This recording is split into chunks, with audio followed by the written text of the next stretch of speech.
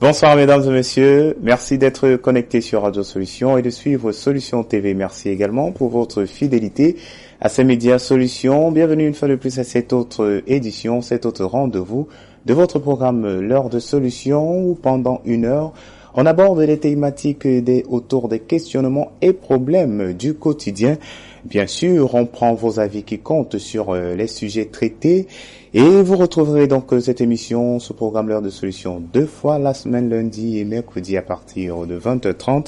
Les rediffusions se font le mardi 18h20, samedi 12h30, 20h30 et dimanche 9h, 21h.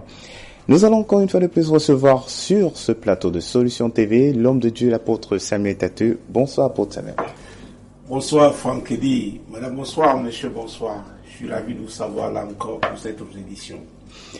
Amen. Pour chaque édition, pour chaque rendez-vous, nous avons un thème abordé et bien évidemment pour cet autre rendez-vous, nous avons le point de réflexion pour des hommes qui ont déjà été mariés. Aujourd'hui, s'il faille recommencer, que ferait-il ou pas? Voilà donc la question du jour. Vous avez la possibilité, bien évidemment, de partager votre conception, de partager votre façon de voir les choses en utilisant le numéro le 672 05 01 01. Vos messages WhatsApp sont les bienvenus. Ou alors, vous utilisez l'autre ligne, le 696 04 98 12. Une adresse email également disponible, solution@compassionglobal.org vous permet également de partager vos avis.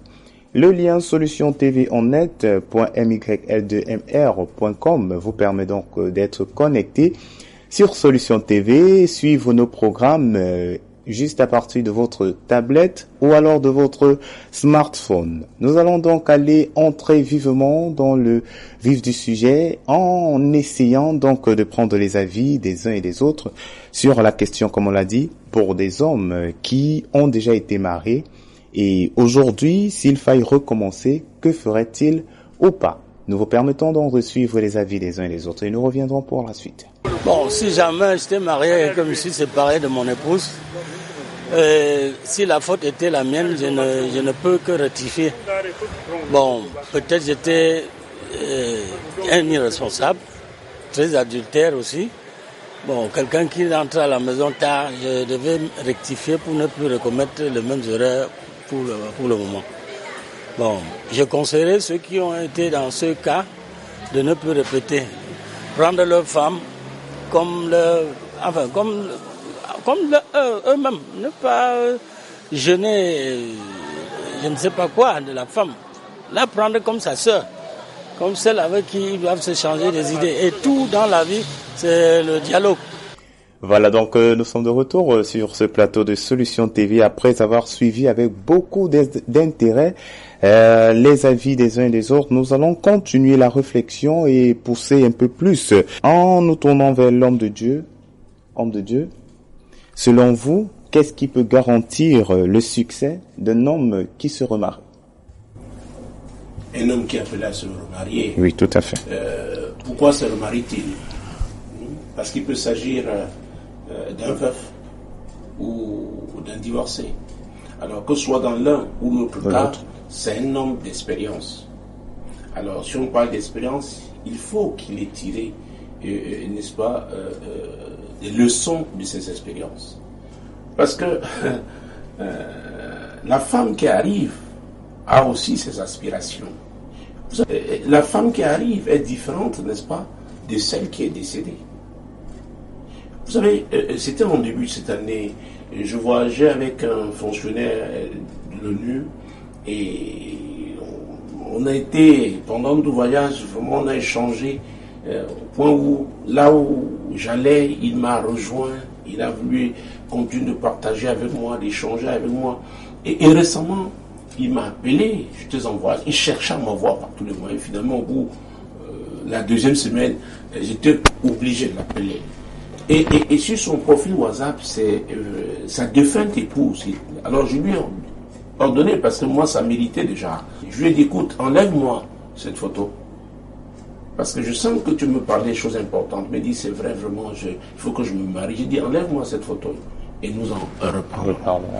Alors, il a fait, il m'a dit, j'obéis.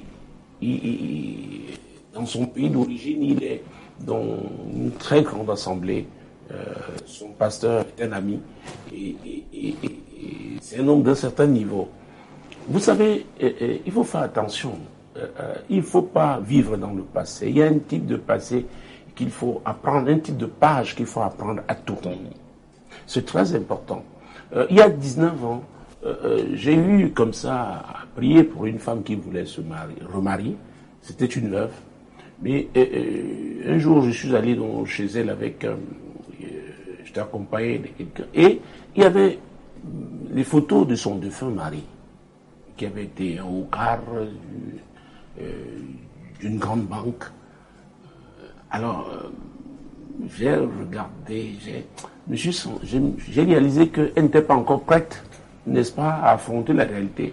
J'ai fait un petit mot quand je sortais. Mais avant que je ne sorte, là, elle a vu le mot que j'avais écrit.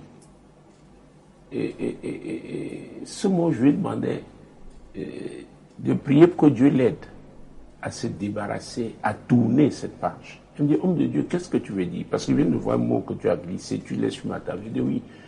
Parce que si quelqu'un veut t'épouser et qu'il arrive chez toi, il trouve tous ses portraits, tu vis encore dans le passé. Tu n'es pas encore prête. Elle me dit oui, bon, tu sais, est-ce que la personne est déjà venue alors? Je dis non, on doit se préparer. Ce n'est pas quand on a l'opportunité, n'est-ce pas, qu'on essaye de tout faire à la va-vite. Non, il y a un travail qui doit être fait. C'est très, très important. Il faut éviter la politique de l'autruche. C'est ce que je m'attelle à faire, n'est-ce pas, dans le ministère depuis 20 ans. Amener les gens à affronter la réalité, même quand elle est dure. C'est mieux. Il faut amener les gens à faire le deuil, une fois pour toutes, et comprendre qu'il faut passer à autre chose. Vous savez, même notre environnement n'est pas propice à cela, parce que il y a des gens qui croient nous faire du bien, n'est-ce pas, en nous retenant captifs du passé, et ces gens-là, il y en a qui sont de bonne foi, mais il y en a qui sont des flagonneurs, des flatteurs, et il faut faire très attention. Pour revenir donc à ce fonctionnaire de l'ONU, il m'avait dit, et je me souviens, quand il était venu me voir où j'étais logé, vraiment, il parlait de sa défunte épouse qui était un ange. Oui, elle était, je veux bien, je lui concède ça, elle était un ange, mais elle n'est plus. Il doit continuer de vivre. Alors, est-ce que c'est le même ange qui le cherche? Il ne trouvera pas, n'est-ce pas, ce même ange. Non. Vous savez, il faut être froid. Les situations, il faut être froid. Et on peut vous dire, vous qualifier de quelqu'un qui n'a pas de cœur, mais c'est mieux pour la personne. Sinon, la personne continuera de rester, n'est-ce pas, dans cette spirale qui ne va pas l'aider. La personne va s'enfoncer. C'est pourquoi j'avais été ferme. J'ai dit, écoute, enlève-moi ce profil. Et c'est après que je te parlerai. Ça a duré 48 heures, parce que tout de suite, j'ai vérifié, il l'avait enlevé, mais j'ai attendu 48 heures pour lui parler, parce que j'étais à l'étranger et j'avais d'autres choses à faire. Et effectivement, parmi les choses qui lui tenaient à cœur, il voulait refaire sa vie. Oui. Parce que nous avons un ministère, n'est-ce pas, d'accompagnement. Ce n'est pas nous qui décidons la place des gens, mais nous devons les coacher, les amener eux-mêmes au niveau des décisions, parce qu'ils devront assumer. C'est très important. Vous savez, il y a des gens qui veulent demeurer des gamins, même à 60 ans. Pour que demain, si ça ne marche pas, on dise, ah, c'est le pasteur qui m'avait dit. Non. Non. Ah oui, je vous accompagne. Je vous donne des éléments. Il vous amène à décider. Et les réalités devront être mises devant vous. Comprendre qu'il y a des défis que vous affronterez. Mais c'est avec le Seigneur que vous les affronterez. C'est très important. Vous savez, je refuse d'être le pasteur de ces chrétiens passifs qui refusent de prendre leurs responsabilités. Non. On doit cesser d'être des gamins dans la foi. C'est pourquoi je parle de classe, je parle de niveau, je parle d'étapes. Et ça n'a rien à voir avec la barbe, hein, ni de la forme de la poitrine. Ça a à voir avec la responsabilité. Donc il faut mettre les gens face à leurs responsabilités. Et pour revenir à cette femme, la prochaine fois qu'elle nous avait invité chez elle, elle avait enlevé donc toutes les photos, ses tableaux, ses portraits. Elle a laissé un cachet derrière une porte. Et c'était son défunt mari qui était en train de saluer le chef d'État de son pays, donc à l'occasion d'une visite officielle dans sa ville. Alors c'était clair. C'était dit qu'elle a été quand même une grande femme, parce que si son mari pouvait être parmi les corps constitués. Donc elle vivait encore dans ce passé de grandeur qui n'est pas forcément le type, n'est-ce pas, de page que Dieu veut ouvrir. Parce que il y a un fond de grandeur et qui est général, qui vient de Dieu. Mais la forme n'est pas toujours la même. Donc c'est pourquoi je dis, quand c'est un veuf, ou alors une veuve, ça peut être la veuve, comme c'est ce cas, dans l'exemple dont je donne. Il faudrait qu'on comprenne que ce n'est pas le même mariage qui va recommencer. Ce n'est pas la continuité de ce mariage. Ah oui. Donc, le Dieu que nous servons, n'est-ce pas, c'est un Dieu de gloire, c'est un Dieu de grandeur. Et la Bible dit que l'élévation ne vient de l'Orient, de l'Occident. L'élévation ne vient que l'Éternel. Mais il ne la présente pas, elle ne vient pas de la même manière. Donc, on doit être ouvert, on doit être préparé pour s'adapter, pour recevoir ce que Dieu a. Et par la foi, laisser Dieu donc construire ce qu'il a décidé de faire. Parce que les gens veulent reproduire des modèles. Et c'est là où beaucoup se cassent la figure. Pour un homme qui veut se remarier, ce n'est pas, n'est-ce pas, la femme qui est partie, qui est décédée. Ce n'est pas le même ange, n'est-ce pas, pour reprendre, n'est-ce pas, ce fonctionnaire. Ses propos. Ses propos, n'est-ce pas? Donc on doit être ouvert. Mais il faut un fondement qui est celui de Dieu. Et c'est pourquoi je cite toujours le verset 1 de Somme 127. Vous savez, tout ce que je dis, que ce soit dans l'ancien format, l'émission qui avait duré 16 ans, ou alors avec ce nouveau format, le fondement, c'est la parole de Dieu. Alors, Somme 127, verset 1. Si l'Éternel bâtit la maison, ceux qui la bâtissent travaillent en vain. Si l'Éternel ne garde la ville, ceux qui la gardent travaillent en vain, veillent en vain. Très bien. Donc il faut revenir à Dieu. Il faut revenir à Dieu. Et Dieu se manifeste de plusieurs manières. C'est pourquoi il ne faut pas toujours être, comment je dis, nostalgique, n'est-ce pas, du passé. Dieu est un Dieu aussi qui innove. Alors, puisque c'est Dieu qui en est le fondement, on va revenir à Proverbe 18-22 que nous avons lu pendant plusieurs éditions. Ah oui, Proverbe 18, verset 22. Celui qui trouve une femme trouve le bonheur. C'est une grâce qu'il obtient de l'Éternel. Celui qui trouve une femme a trouvé le bonheur. C'est une grâce qu'il obtient de l'Éternel. Alors, il a une nouvelle phase de sa vie. Il a un certain parcours. Alors, quelle est la vision que Dieu lui a donnée au départ?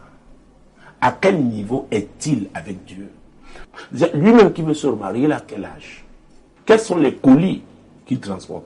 Parce que c'est un homme d'expérience. Ah oui. Il faudrait donc que cette femme soit une femme que Dieu a préparée pour l'aider à porter ses colis. Elle-même peut venir avec ses colis. Vous savez, nous n'avons pas trop parlé des cas de remariage. Hein. Ah oui. Ah oui. Des familles recomposées, etc. Oui. Ce sont des colis. Donc, cette femme a quel âge? Lui a quel âge? Parce que quelqu'un qui veut refaire sa vie, il a 65 ans. Maintenant, s'il pense la refaire avec une femme de 20 ans, j'ai peur pour lui. C'est vrai que chez les pentecôtistes, ils ont dit, oh, j'ai reçu la révélation. C'est bien, tout ça. Mais l'expérience que j'ai, c'est que j'ai vu des gens qui ont déchanté après, qui, c'était comme, ont été désillusionnés. Parce que n'oubliez pas que la Bible dit que les songes qu'on a peuvent venir de beaucoup d'autres préoccupations, hein, les visions et tout ça. Vous pensez très fort quelque chose, maintenant vous voyez, vous avez un certain nombre de rêves, et vous croyez que c'est Dieu, alors que ce sont vos préoccupations. Donc il faut faire très très attention. Celui qui trouve une femme a trouvé le bonheur. Donc quelle est la vision qu'on a? Cette vision doit être la vision de Dieu. Donc vous avez marché, vous avez cheminé avec Dieu jusqu'à un certain niveau. Maintenant il s'est dit, bon tiens, parce qu'il est au contrôle toujours de la vision. Donc on doit partager cette vision avec cette femme qu'on veut épouser. Parce que j'ai dit, la femme viendra avec ses aspirations. Elle a aussi des aspirations. Parce que Dieu, si Dieu l'appelle à être à vos côtés comme épouse, il y a des talents que Dieu lui a donnés, des dons que Dieu lui a donnés, qui vous seront utiles dans le cadre de cette phase d'accomplissement de cette vision-là. C'est très important. C'est pourquoi on doit être à l'écoute de Dieu. Tout à fait. On doit laisser Dieu conduire les choses. Vous savez que je suis très attaché à Amos 3:3, qu'on peut lire encore ce soir. Oui, parce que si on ne fait pas attention, on dit, oh non, j'ai reçu les révélations. Oh non, j'ai eu les rêves. Oh, j'ai reçu les prophéties. C'est bien beau, toutes ces choses. Mais ayons encore les pieds sur terre. Ah oui, nous devons être responsables. Parce que Dieu fait avec nous. Amos chapitre 3, verset 3. Deux hommes marchent-ils ensemble sans être convenus? Ah, il faut être d'accord. Donc vous devez véritablement échanger, parler, partager. Parce qu'il ne faudrait pas que ce soit une femme qui vient assurer peut-être ces derniers jours. Donc elle se dit, oh, moi je ne peux, tu me maries, bon, oh, vision, pas vision. Ça dépend de votre vision, celle que Dieu vous a donnée. Et à quelle étape êtes-vous se tournant à négocier? Parce que ça peut être un niveau où il ne s'agit pas seulement de peindre les ongles, de se maquiller. J'ai parlé de colis. Donc c'est un fardeau à porter. Ah oui. Peut-être c'est un homme qui a été meurtri, qui a très affligé. Il doit entrer dans une phase de consolation et elle a un rôle particulier à jouer. Ah oui, c'est très important. Donc on ne peut pas ouvrir une nouvelle page si on n'a pas fermé l'ancienne. Donc on ne la ferme pas mécaniquement. C'est avec Dieu. C'est Dieu qui est au contrôle de cette affaire. Et c'est par la foi. On s'abandonne à Dieu. On devra donc faire confiance à Dieu par rapport à celle qui l'amène. Parce qu'il vous conduit vers celle-là. Parce que c'est lui qui vous est à trouver. D'accord? C'est par la foi.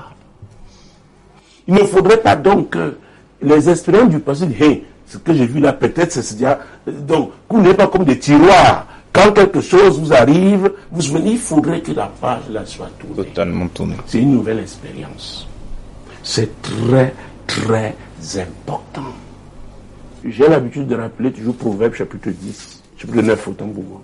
Avant de lire ce verset 10, je parlais tout à l'heure de l'environnement, qui peut être nostalgique, qui peut être hostile à ce passage, à ce tournant de négocier avec Dieu. Il faut faire très attention. Il peut s'agir de la famille, il peut s'agir des amis, qui étaient habitués à votre ancienne vie. Vous savez, l'homme, de façon générale, a un peu peur de l'inconnu. Donc, la suspicion par rapport à cette femme qui arrive, oh, est-ce qu'elle nous gardera comme les autres? Peut-être avec l'autre, votre maison était ouverte. Chacun pouvait entrer et sortir comme il voulait chez vous. Mais celle qui arrive, par rapport donc à la nouvelle phase de votre vie, il y a des contraintes. Et elle comprend très bien ça. Elle peut commencer à limiter les entrées. Et ce ne sera pas, ça va faire plaisir à tout cela, à ces flagonnants, à ces flatteurs.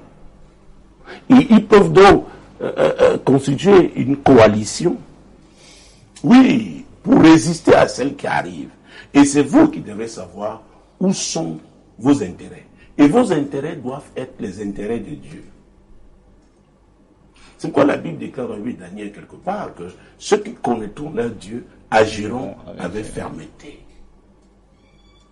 Si vous entendez, ah non, c'était pas comme ça, hein, avant. C'était pas. Quand vous commencez à écouter ça, j'ai vécu ça ici. Ah non, c'est pas... j'ai dit là, voilà le danger. Les gens qui veulent rester dans l'ancien registre. Oh, nous sommes passés à autre chose. Les amis, celui qui ne peut pas s'adapter, il va dégager. Sinon, laissez comme ça, on le pousser, il y a une pression. Oui.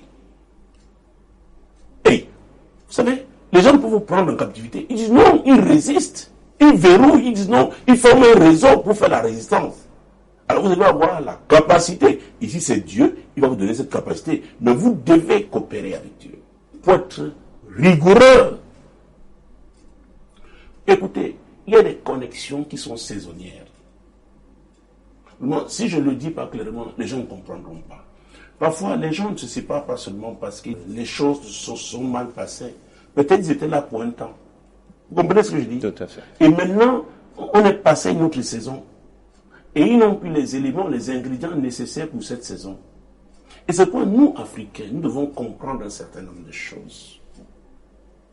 Et je le dis parce que je connais mon continent. Et du nord au sud, de l'est à l'ouest, il y a des choses qui sont communes, n'est-ce pas, aux Africains. Les Africains n'aiment pas être bousculés comme ça. Non, on veut maîtriser les choses. On veut vivre les mêmes choses. Mais quand une nouvelle page s'ouvre, il s'agit aussi de nouvelles expériences. Il y a des choses, n'est-ce pas, inédites. Mais ceux qui sont avec vous disent non, tu nous amènes où vraiment? Faites très attention. C'est pourquoi un leader, parce que vous êtes appelé à être le chef de cette femme qui arrive, n'est-ce pas? Donc, vous êtes un leader. Vous devez la rassurer. Ah oui. Vous ne devez pas vous laisser, embrigader par des gens qui parfois n'ont plus rien à voir avec la nouvelle dimension, avec la nouvelle saison. Ils ne sont pas méchants. Toi-même, tu n'es pas méchant, mais seulement Dieu vous appelle à autre chose. Peut-être qu'ils seront plus productifs ailleurs. Peut-être qu'ils seront redéployés autrement. Oh mon Dieu, je ne sais pas si je me fais comprendre. C'est très important. Très, très important. Mesdames, messieurs, chers téléspectateurs, auditeurs de Radio Solution, il faut être froid. Et c'est pourquoi ceux qui sont à l'écoute de Dieu, et d'ailleurs, quand j'ai cité Daniel de ce passage, ceux qui connaîtront leur Dieu agiront avec fermeté. Alors, les gens autour de vous peuvent souffrir. Et ils souffrent tout simplement parce qu'ils ne comprennent pas quelles sont les contraintes attachées à la nouvelle saison. Ils ont du mal à s'arrimer, à s'adapter. Et c'est pourquoi la prière est importante. Tout ça se joue dans la prière. Mais c'est Dieu qui est au contrôle. Nous ne sommes que des acteurs qu'il a suscités souverainement par sa grâce. Et vous devez être déterminés à accomplir la mission que Dieu vous a confiée. Donc vous ne devez pas être à la merci des gens. Parce que chacun rendra compte par rapport au plan de Dieu, à ce que Dieu l'a appelé à faire. C'est très, très important. Et c'est pourquoi je parlais donc de Proverbes chapitre 9, verset 10 tout à l'heure, comme nous allons dire. Le commencement de la sagesse, c'est la crainte de l'Éternel. Et la science des saints, c'est l'intelligence.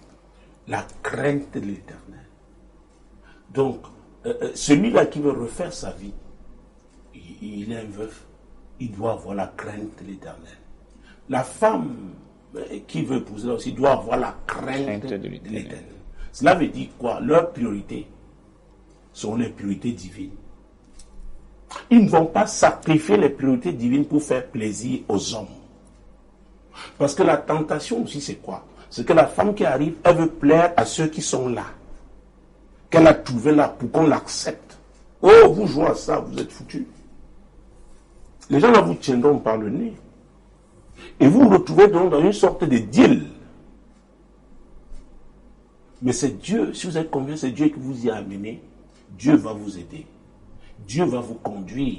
Et c'est là que nous allons lire dans l'évangile de Jean, n'est-ce pas, notamment les versets, chapitre 16, versets 12 et 13. C'est important de le savoir. Parce que ce n'est pas une affaire humaine.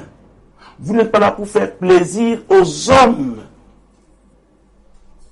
Jean chapitre 16, versets 12 et 13. J'ai encore beaucoup de choses à vous dire, mais vous ne pouvez pas les porter maintenant. Quand le consolateur sera venu, l'Esprit de vérité, il vous conduira dans toute la vérité. car il ne parlera pas de lui-même, mais il dira tout ce qu'il aura entendu et il vous annoncera les choses à venir.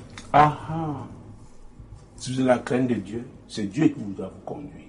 Et Jésus était en train de dire, n'est-ce pas, à ses disciples, que quand l'Église va naître, parce que j'ai promis de bâtir l'Église, et j'ai promis que les portes du séjour du monde ne prévaudront point contre elle. Et l'Église, c'est qui?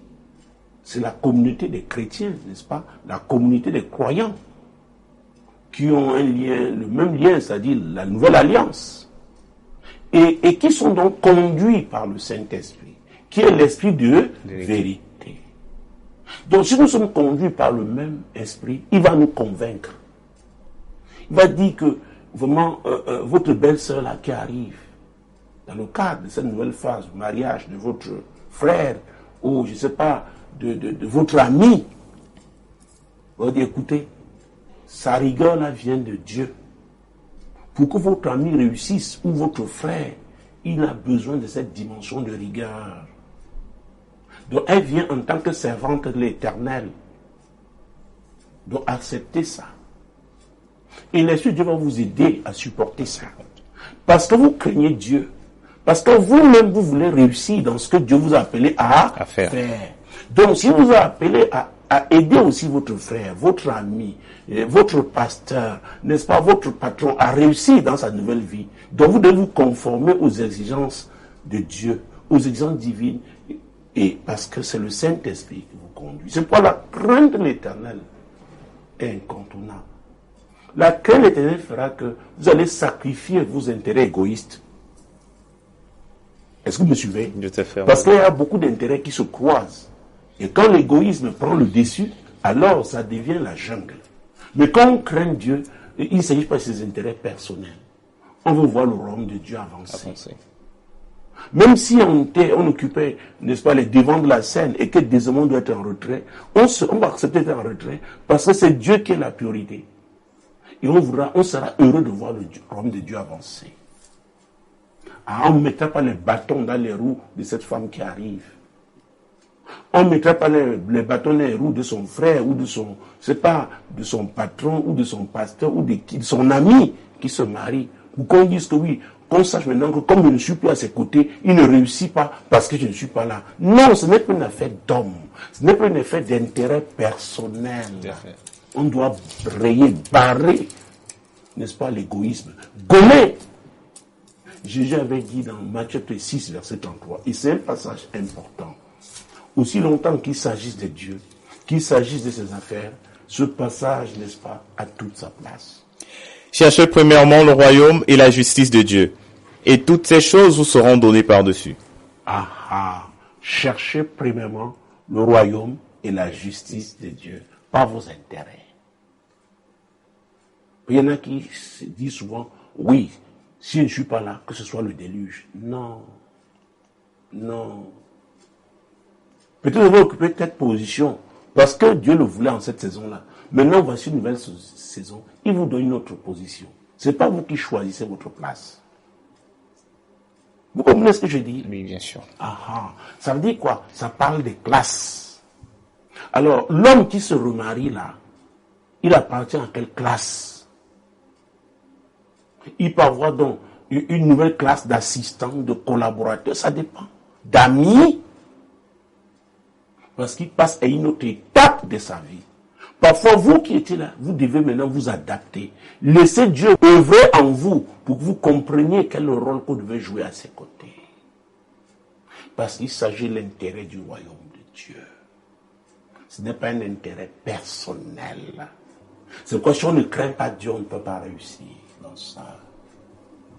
Il y aura des gens qui seront amers, les gens qui joueront les troubles faits parce qu'ils n'ont rien compris. Mais aussi longtemps qu'il s'agisse donc de l'intérêt de Dieu, de son royaume, vous vous amusez, il vous broie. Parce que lui tient à accomplir sa mission, sa volonté, l'Éternel. Donc si ceux-là demeurent fidèles à Dieu, vous qui vous opposez là, Dieu va vous broyer. Ah oui. Et si je ne dis pas ça, je n'aurais pas dit quelque chose d'essentiel, je veux parler de la foi. Matthieu 17, verset 20. C'est à cause de votre incrédulité, leur dit Jésus. Je vous le dis en vérité, Si vous aviez de la foi comme un grain de sénévé, vous direz à cette montagne, transporte-toi d'ici là, et elle se transporterait. Rien ne vous serait impossible. Alors, quand on négocie un nouveau tournant dans sa vie, on doit se remarier, on a besoin de la foi. Parce qu'on va affronter l'hostilité humaine.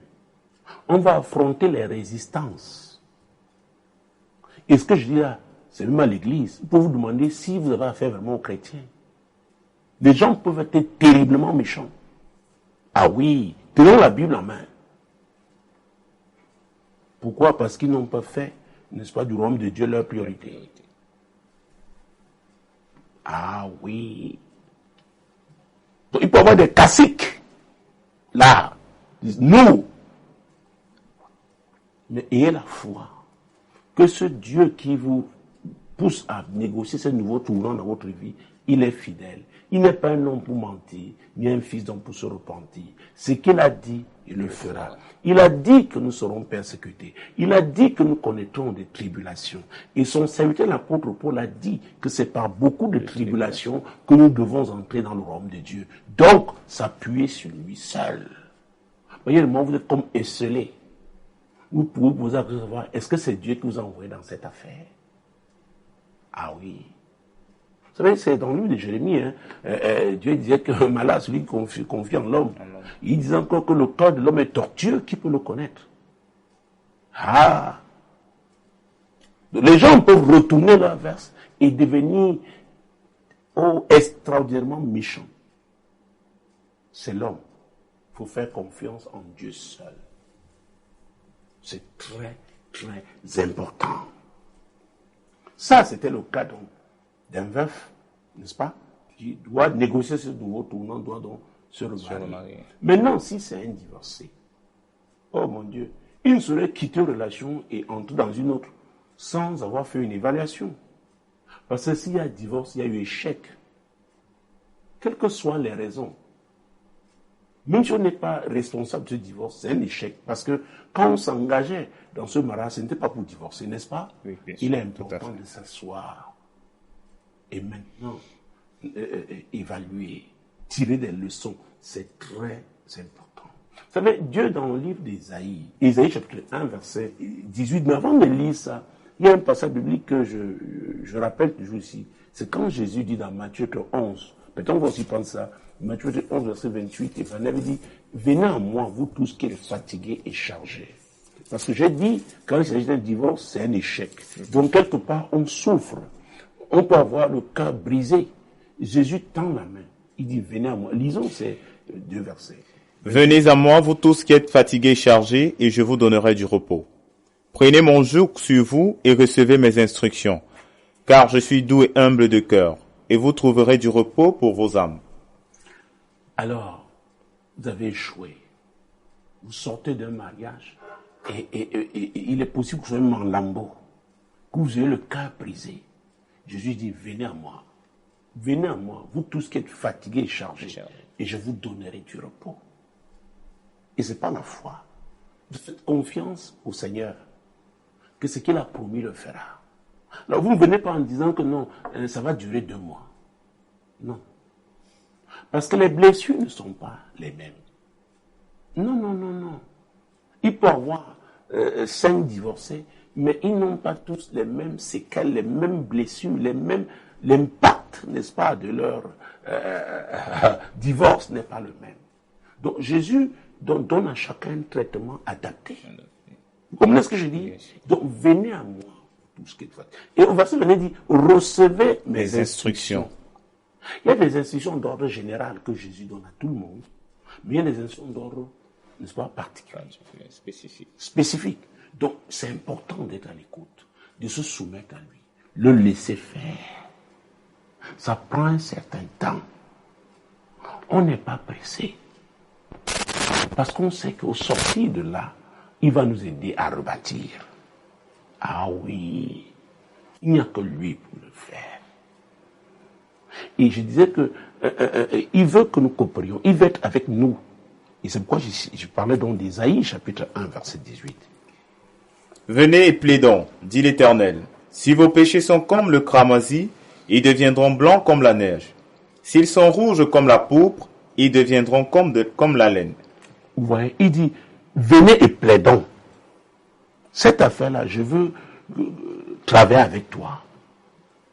Et c'est pourquoi c'est dramatique quand la religion essaye de faire croire que la personne ne doit pas participer.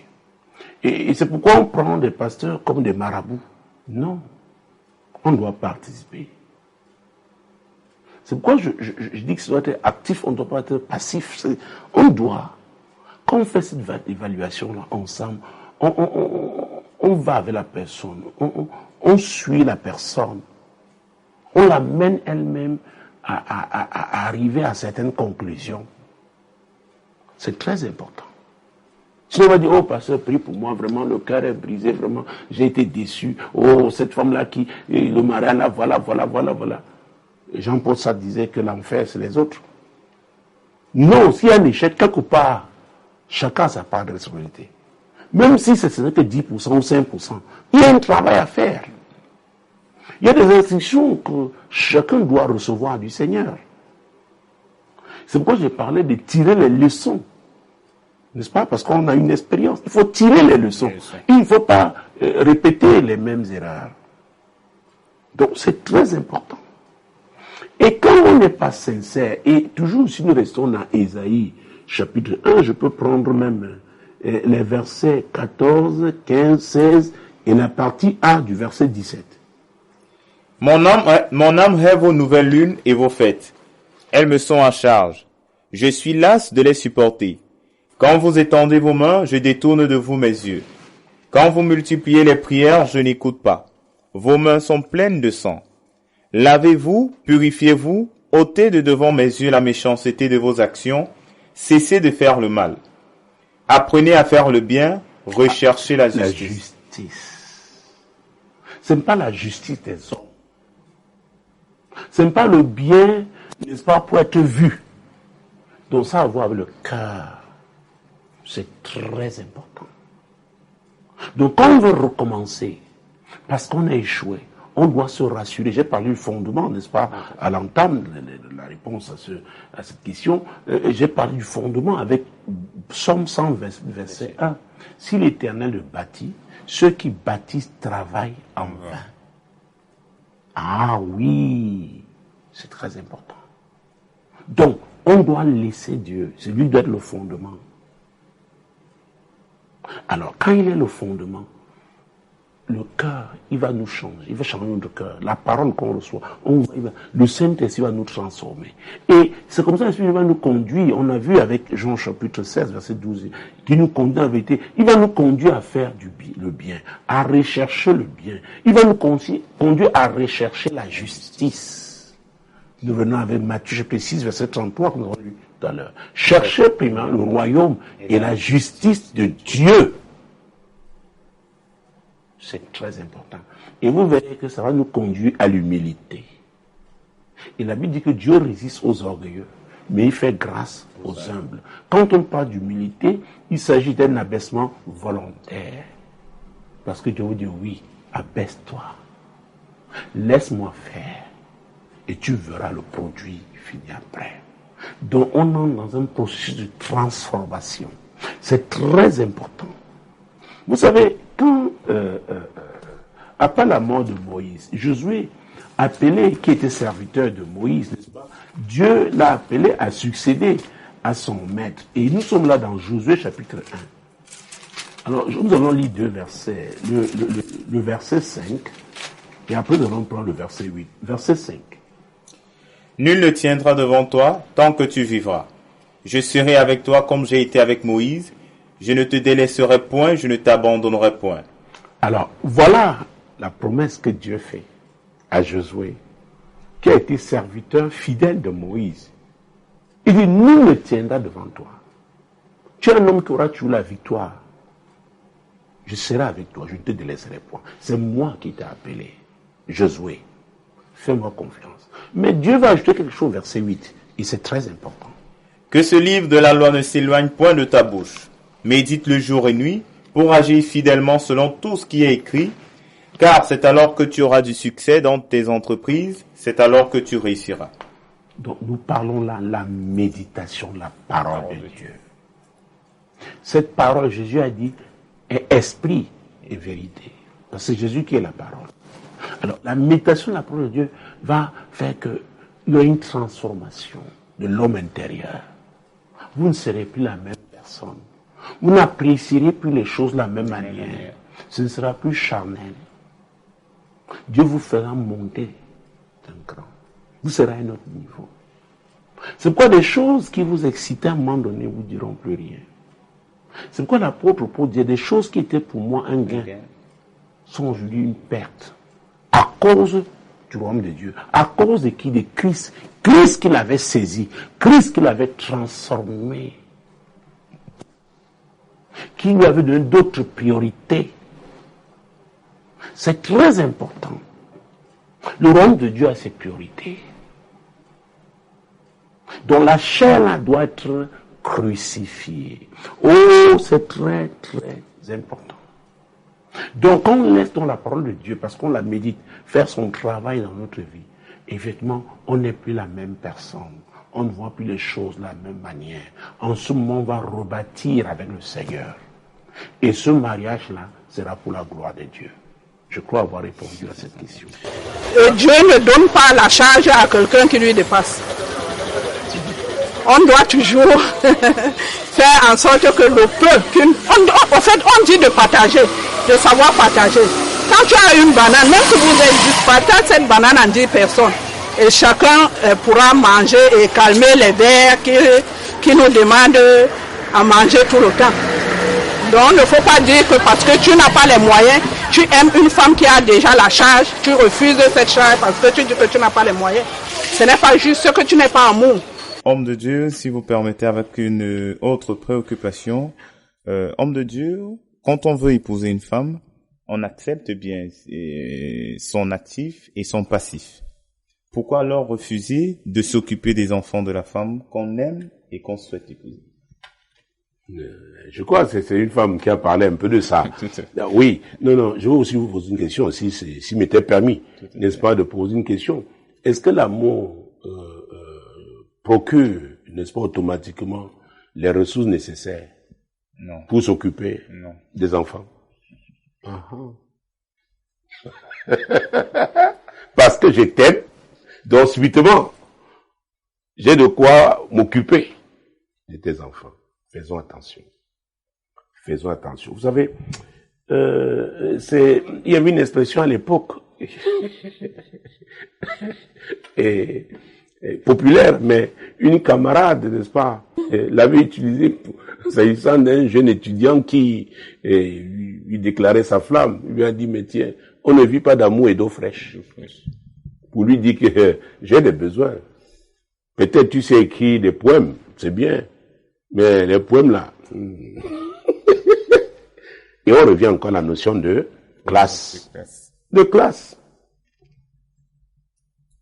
Moi, je pense le plus important, c'est ce que nous avons vu avec Proverbe chapitre 18, verset 22.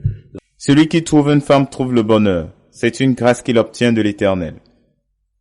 Celui qui trouve une femme trouve le bonheur. C'est une grâce qu'il obtient de qui? De l'Éternel. C'est-à-dire c'est quelqu'un qui déjà a fait de l'Éternel son fondement. Il s'est totalement confié à Dieu. Et il atteint un niveau où Dieu comprend qu'il ne peut pas continuer sans une femme. Maintenant, Dieu le conduit vers cette femme-là. La femme que Dieu aussi aura travaillé, aura préparée. Est-ce que vous me suivez? Oui, bien Maintenant, sûr. même si la femme a 15 enfants, Dieu qui a préparé ça, qui a fait ce scénario, il est le pourvoyeur. Parce que ce n'est pas seulement une affaire d'argent. Ah oui, contrairement à ce que les gens pensent, ce n'est pas seulement une affaire d'argent. La capacité dont je parle, ce n'est pas une capacité financière. C'est une capacité, n'est-ce pas, au leadership. Parce qu'en prenant cette femme et les enfants là, il doit pouvoir être un chef de famille.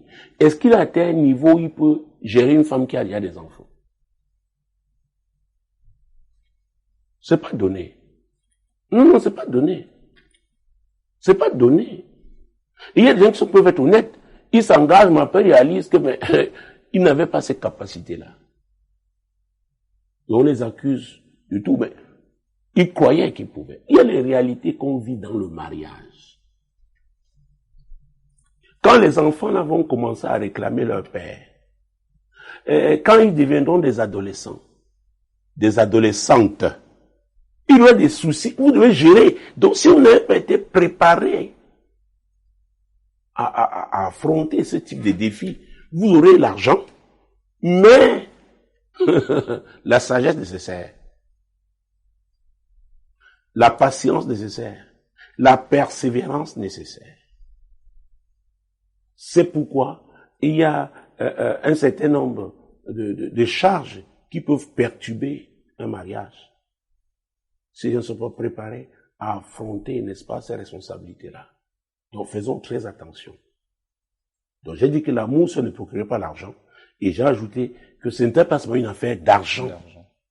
Parce qu'il y a la disponibilité, il y a le temps. Imaginez-vous, s'il doit aller à l'école rencontrer les enseignants des enfants.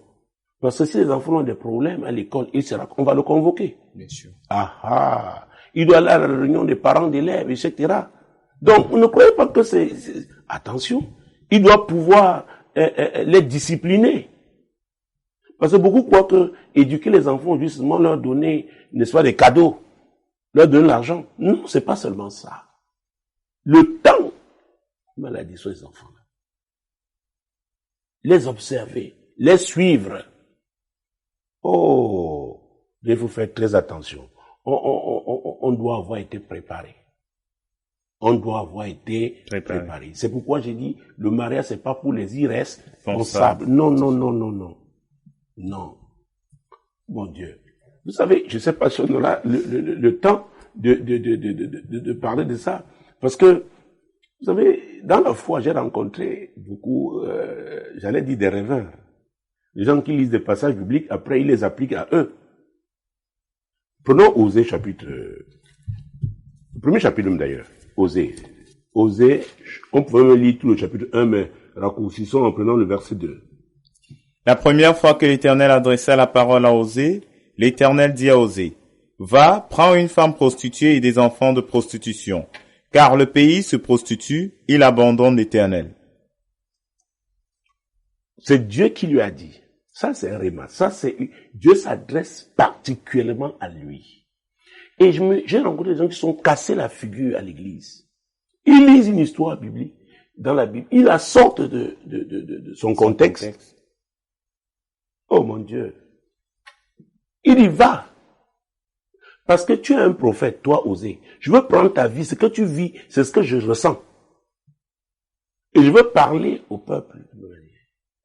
C'est un signe prophétique. Et c'est terrible.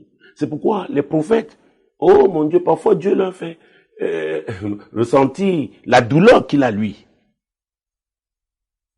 Un monde, même un intercesseur peut sentir comme les douleurs d'enfantement. Il peut être en travail. Oh mon Dieu, on n'a pas ce temps pour entrer dans cette sphère pointue. Donc c'est Dieu qui lui dit va.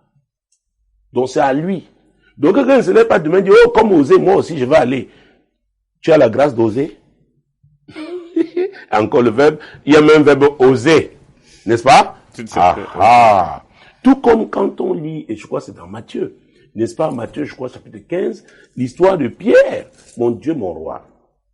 Non, je crois que c'est 14 plutôt, Matthieu, chapitre 14, verset 25. Je peux encore trouver, mais si, il faut lire verset 14, verset 25, parce que je cours maintenant. À la 4e veille de la nuit, Jésus alla vers eux marchant sur la mer. Quand les disciples le virent marcher sur la mer, ils furent troublés et dirent, « C'est un fantôme !» Et dans leur frayeur, ils poussèrent des cris. Jésus leur dit aussitôt, « Rassurez-vous, c'est moi, n'ayez pas peur. » Pierre lui répondit, « Seigneur, si c'est toi, ordonne que j'aille vers toi sur les eaux. » Et il dit, « Viens. » Pierre sortit de la barque et marcha sur les eaux pour aller vers Jésus. Alors, Jésus a dit, « Viens. » Il n'avait pas dit à André, le frère de Pierre. Il n'avait pas dit à Thomas. Il s'adressait précisément, particulièrement à Pierre. Il faut faire très attention. Il y a l'histoire de ce jeune chrétien qui s'est noyé du côté de l'Asie. il avait lu cette histoire-là, il va marcher sur les eaux. Faut faire très attention. Ah, est-ce que Dieu vous a préparé à ça? Est-ce que c'est Dieu qui vous a parlé? On me voit faire les actions politiques parce que Dieu, il m'a parlé de ça. Oui, un titre personnel. Donc, faisons très attention. C'est pourquoi je parle des couloirs. Chacun a son couloir. Vous voyez quelqu'un étant à l'aise ou quoi, vous allez imiter, essayer. Vous allez voir. Donc, il y a la grâce attachée à la parole que Dieu adresse à quelqu'un de façon individuelle. Prenons Jean chapitre 4, mon Dieu, mon roi, nous courons. Jean chapitre 4, Jésus-Christ de Nazareth, versets 16 et 17, pour être court. Va, lui dit Jésus, appelle ton mari et viens ici. La femme répondit, je n'ai point de mari. Jésus lui dit, tu as eu raison de dire, je n'ai point de mari. Oui. Car tu as eu 5 maris, et celui que tu as maintenant n'est pas ton mari. En cela, tu as dit vrai. Ah! Tu as eu combien de maris? 5. 5. Alors, le 6e homme là qui était là, il n'était pas encore marié. Vous croyez que c'est facile de gérer une femme qui a eu 5 maris? Attends, dites-moi, pourquoi elle a divorcé de tous les 5 maris? Est-ce que c'est facile? Et si maintenant de chaque mari, elle a eu 2 enfants? C'est une équipe de football. Donc si Dieu ne vous envoie pas, n'y allez pas. Parce que la grâce pour supporter ça ne sera pas dans votre vie. Et vous ne pourrez pas affronter les défis attachés à cette situation spécifique. C'est très important. Est-ce que j'ai répondu à la question? Parce que là, on est en train de sortir. Tout à fait. Oui. Si vous permettez, homme de Dieu, une dernière préoccupation. Homme de Dieu, ne faudrait-il pas donc, dans ce cas, pour les 2 personnes de statuer sur l'avenir des enfants de la femme et trouver un terrain d'entente? C'est l'idéal, de statuer d'abord. Mais je vous dis alors, je parle du terrain. Les gens là vous arrivent alors qu'ils ont déjà commencé à aller ensemble. Ils ont déjà entendu des rapports sexuels ensemble. C'est compliqué. Tout rapport sexuel est un acte de mariage. C'est une alliance. Et vous voyez que lui, elle a déjà commencé, elle est même déjà enceinte de ce monsieur. Peut-être qu'ils ont même déjà des enfants. Donc ils sont déjà attachés. Maintenant, tout ce que vous viendrez dire au-dessus là, même si vous êtes pasteur, c'est compliqué. C'est pourquoi j'ai parlé du fondement. Il est important. On a commis des erreurs, maintenant on s'arrête. On se tourne vers Jésus. Jésus répare d'abord. Mais les gens qui quittent une relation, sautent, entrent dans une autre. Et après, c'est compliqué. Mais maintenant, vous voulez parler, mais ils sont déjà ensemble. Vous allez dire quoi?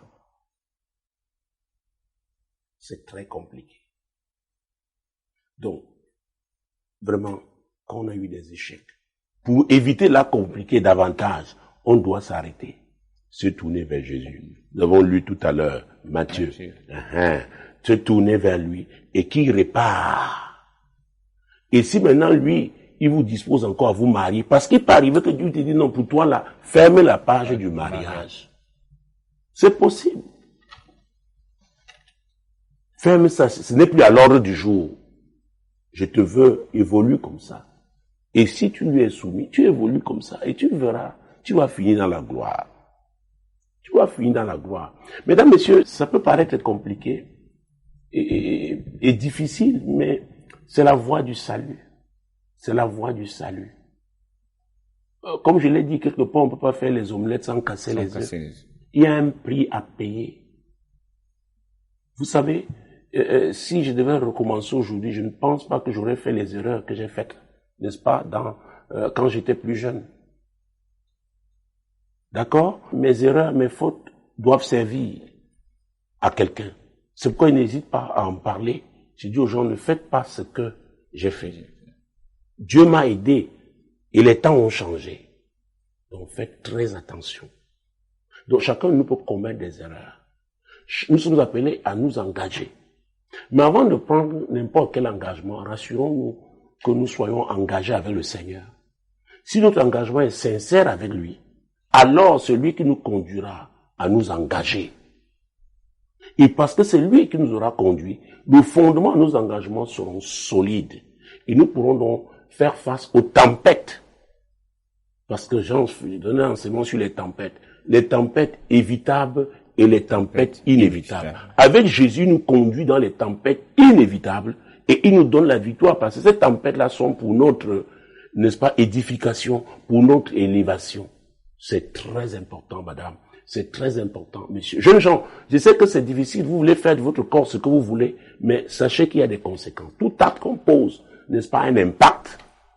Alors, si vous le faites sous l'influence du diable, il est le destructeur, ça va vous créer des problèmes. Il a encore temps pour vous de changer. Jésus a dit, je suis le chemin, la vérité et la vie. Nul ne peut aller au Père que par moi. Donc, si vous avez fait des erreurs, il vous dit aussi, venez à moi, vous tous qui êtes fatigués, chargés. Je vais vous donner du repos. Je vais réparer cette affaire. Et je vous donnerai une plateforme. Mesdames, messieurs, c'était encore un privilège pour nous d'avoir été à votre service dans le cadre de cette émission, L'heure de solution, sur Radio Solution et Solution TV. Shalom.